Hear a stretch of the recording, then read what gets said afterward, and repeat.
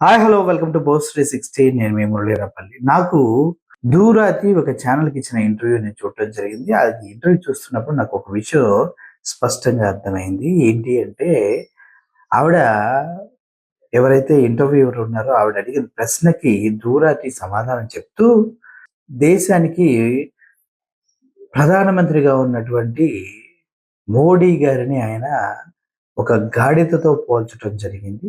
ఆ గాడిదన్నా నయం, ఎంతో కొంత కష్టపడుతుంది మోడీ అనే వ్యక్తి, ఆ గాడిద కన్నా తక్కువ అని చెప్పడం కూడా జరిగింది.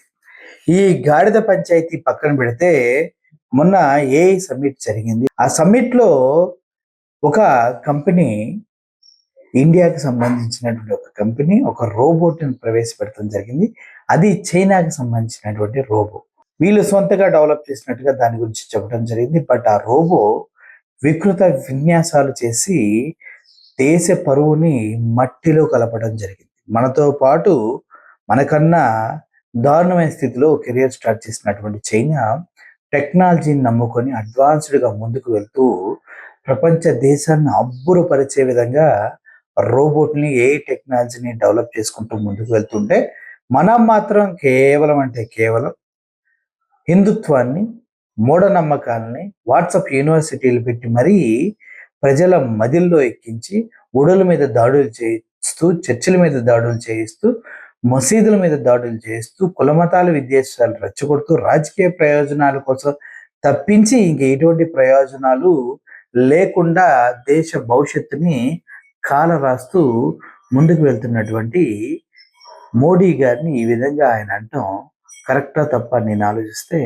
నిజంగా ఆయన అనేది ఒక విధంగా కరెక్టే. ఆఫ్టర్ ఆల్ ఒక ముఖ్యమంత్రి వాళ్ళ రాష్ట్రంలో జరుగుతున్న అభివృద్ధిని క్షమించుకుంటూ ఉంటే ప్రధానమంత్రిగా ఉన్న వ్యక్తి ఇచ్చిన కాంట్రాక్టు రామసేతు అంటే రోడ్లు, అదేవిధంగా ఫ్లైఓవర్లు, వాటర్ ట్యాంకర్లు, ఎయిర్పోర్ట్లు కళ్ళ ముందే కట్టిన 10 రోజులకే కూలిపోతూ ఉంటే కనీసం దాని గురించి మాట్లాడే దమ్ము లేని చేతకాని ప్రధానమంత్రి అంటూ ప్రజలు అటల్ సేతు మనందరికీ తెలిసి ఎంత పెద్ద బ్రిడ్జి హైలీ కట్టి ఫోటోషూట్ల కోసమే కొన్ని లక్షలు పెట్టారు. అటువంటి అటల్ సేతువే కట్టిన 3 నెలల్లోనే రోడ్డు మొత్తం కొలాప్స్ అవటం మనం చూసాం. ఇలా చెప్పుకుంటూ పోతే ఒకటా రెండా దేశ భవిష్యత్తుని అమెరికా కాళ్ళ ముందు తాకట్టు పెట్టినటువంటి మోడీ కనీసం జ్ఞానం లేకుండా టెక్నాలజీని made in Andhra, made in ఇండియాని మేక్ ఇన్ ఇండియా ప్రోగ్రామ్ ఏమైపోయింది? అటర్ ఫ్లాప్ అయిపోయింది.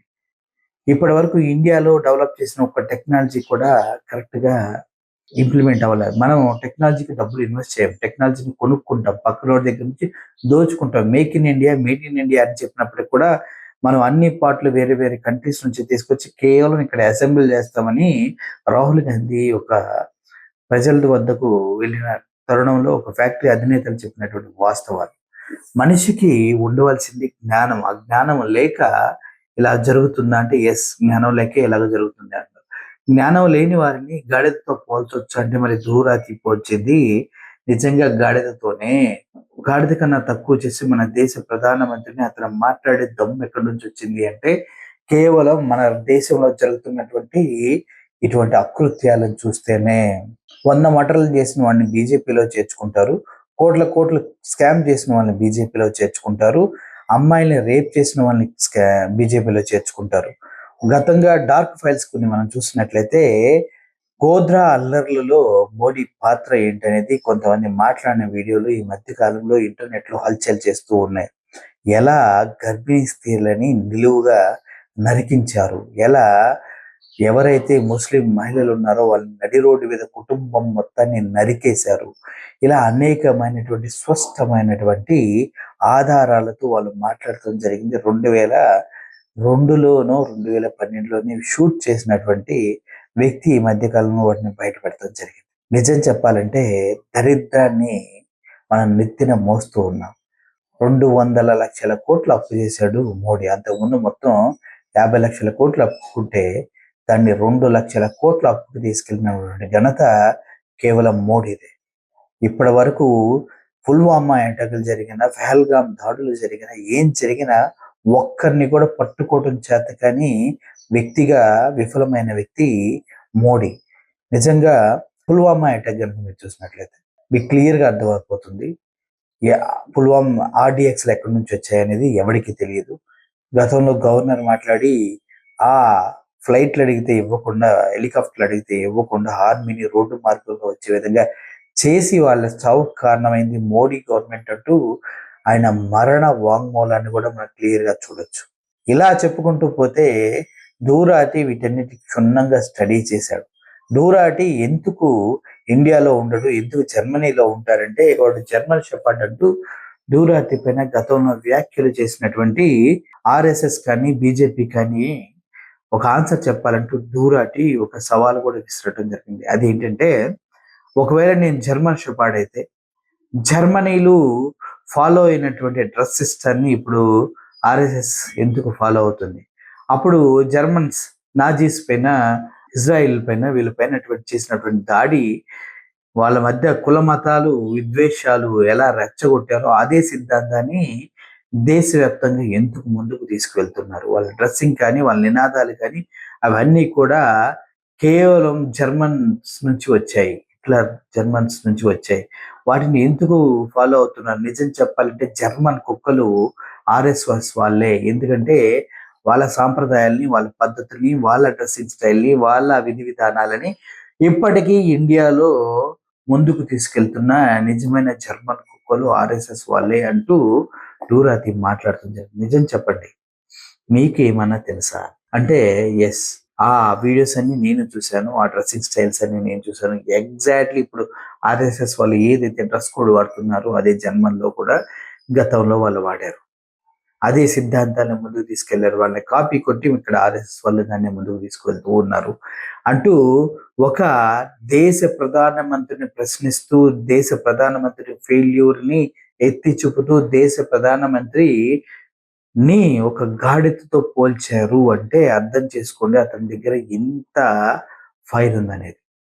అంతేకాదు ఇంకో విషయం మనం స్పష్టంగా తెలుసుకోవాల్సింది ఏంటంటే, ఎప్స్టీన్ ఫైల్స్ లో మోడీ గారి పేరు ఎందుకు వచ్చింది? ఎప్స్టీన్ ఫైల్స్ అదేవిధంగా ఇజ్రాయేల్ వెళ్ళి అక్కడ ట్రంప్ ముందు ఎందుకు మోడీ గారు డ్యాన్స్ చేసి పాటలు పాడారన్న విషయం ఇప్పటి వరకు ఎవరు సమాధానం చెప్పనటువంటి విషయం. అన్నిటికీ ఆధారాలు అవసరం. ఎప్స్టీన్ ఫైల్స్ కూడా ఆధారాలు అవసరం కాబట్టి ఇండియాలో దీన్ని అంత స్ట్రాంగ్ గా ప్రజల ముందుకు తీసుకెళ్లేకపోతూ ఉన్నాం. ఎప్పుడు 2 కోట్ల ఉద్యోగాలు ఎవరికి ఇచ్చారు? వ్యాప్తంగా మనం ఆలోచించినట్లయితే ఎవరన్నా డిమానిటైజేషన్ డబ్బులు మార్చారు, ఏమైనా ఉపయోగం ఉందా? లేదు. మేక్ ఇన్ ఇండియా లేదు. బేటీ పడావో బేటీ బచావో లేదు. వాళ్ళని చంపిన వాళ్ళనే తీసుకెళ్లి వాళ్ళ పార్టీలో చేర్పించుకుంటున్నారు. మనభంగాలు చేసిన వాళ్ళని వాళ్ళ పార్టీలో చేర్పించుకుంటున్నారు. ఇలా స్కాములు చేసిన వాళ్ళని వాళ్ళ పార్టీలో చేర్పించుకుంటూ ఉన్నారు. ఇలా చెప్పుకుంటూ పోతే బీజేపీ ఇప్పుడు పాడైపోయింది. కొంతమంది మంచివారు ఉండొచ్చు. కొంతమంది రోడ్డు మీద ఆడవాళ్ళని బట్టలిప్పి అశ్లీలంగా కారాపి మరి రాసలీలలు చేసిన వాళ్ళు ఉండొచ్చు. ఒక ఈవెంట్లో ఆ అమ్మాయి పర్సనల్ పార్ట్‌లని పిసికేసిన వాళ్ళు ఉండొచ్చు. నడి రోడ్డు మీద హిందువులు అని చెప్పుకొని ముస్లింలను నరికిన వాళ్ళు ఉండొచ్చు. ఇప్పుడు గుళ్ళకెళ్ళి గుళ్ళ గుళ్ళ పైన స్లోగన్స్ రాసి పట్టుబడిన హిందువులు ఉండొచ్చు. ముస్లిమ్స్‌కి వ్యతిరేకంగా స్లోగన్స్ రాసి పట్టుబడిన హిందూస్ ఉండొచ్చు. చర్చిల్లోకి వెళ్ళి దాడి చేస్తున్నటువంటి హిందువులైనా, రోడ్లపైన అశ్లీలంగా డ్యాన్సులు వేస్తూ కాషాయ వస్త్రాలతో ఆ బండి వెనక ప్రయాణిస్తున్నట్టు వాళ్ళు ఉండొచ్చు. వీళ్ళంతా కూడా అంధభక్తులు. కేవలం మోడీ గారి ఆలోచన నుంచి, ఆర్ఎస్ఎస్ భావజాలం నుంచి, హిందూ ఖతరే మే హై అని ఒక తప్పుడు నినాదం నుంచి పుట్టుకొచ్చిన వాళ్ళంటోళ్ళు ఎటువంటి సందేహం లేదు. హిందూ ఖతరే మే హై అంటే మోడీ వచ్చిన 10 సంవత్సరాలనే హిందూ ఖతరే మే హై అంటే చేతకాని మోడీ ప్రభుత్వం నుంచి దిగిపోయి నాకు చేత కాదని మూసుకొని పక్కన కూర్చోవాలంటూ కూడా చాలా మంది మాట్లాడుతూ నేను గతంలో విన్నాను. హిందూ ఖతరే మే హై, నో, నెవర్. హిందువులు ఎప్పుడు ప్రాబ్లంలో లేరు. ప్రపంచ దేశాల నుంచి దండయాత్రగా వచ్చి కొంతమంది ఎన్ని విధాల హిందుత్వాన్ని కాలరాయాలని చూసినా కాలగమనంలో వాళ్ళు కలిసిపోయారు కానీ హిందుత్వం తన అస్తిత్వాన్ని, తన ధర్మాన్ని కాపాడుకుంటూ దేశాన్ని రక్షించుకుంటూ అలాగే ముందుకు వెళ్తుంది. ఇప్పుడు సో కాల్డ్ మోడీ అని ఒక పొలిటీషియన్ వచ్చి హిందూ కథరేమే అంటే మీరు ఎలా నమ్ముతున్నారా అని అడగాలని నాకు కూడా ఉంది. హిందూస్ ఎవరు కత్తెరమే నయ్యే కేవలం మోడీ తన సీటు కాపాడుకోవడం కోసం హిందువులపైన దాడులు చేయిస్తూ ఉన్నాడంటూ దూరాతి చెప్పడం జరిగింది. దానికి సంబంధించి అనేక ఆధారాలు బయటపెట్టడం జరిగింది. ఇప్పటికిప్పుడు మనం కనుక ఆలోచించినట్లయితే దూరాతి వీడియోలో మోడీని గాడిద కన్నా హీనంగా పోల్చడం బాధాకరమైనప్పటికీ కూడా వాస్తవాన్ని యాక్సెప్ట్ చేయవలసిన అవసరం ఎంతైనా ఉంది. Thank you for watching this video. Murali signing off. Thank you so much.